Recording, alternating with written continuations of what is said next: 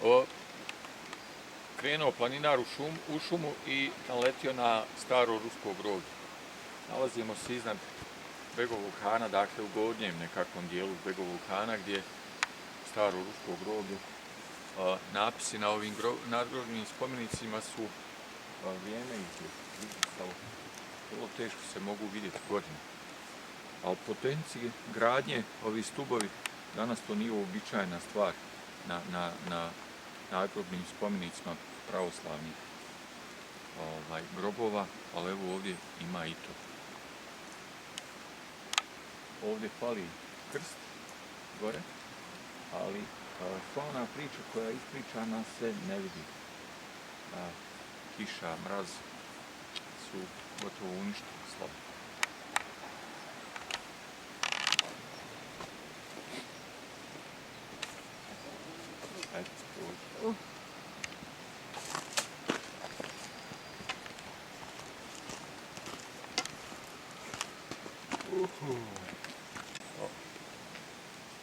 Nadgrobni spomenici ćirilicom, a naziv groblja latinicom. Zato što i ne znaju ćirilicu postavljati. Je li ovo stari napis ili novi napis? Stari napis.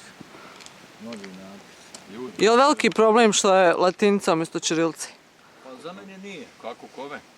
Ko zna, ko ne zna, njemu je problem. Kad je za vrijeme Kotromanića sjedište bosanske države bilo u Kraljevoj Sutjesci, odnosno u Zenci, onda je država bila država.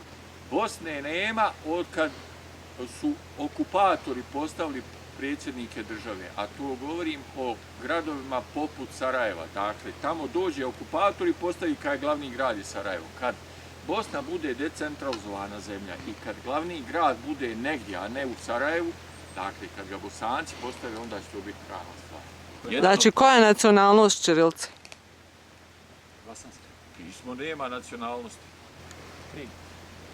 Dobro, da li uopšte postoje jezici da su nacionalni? Nacionalni jezici? Ja.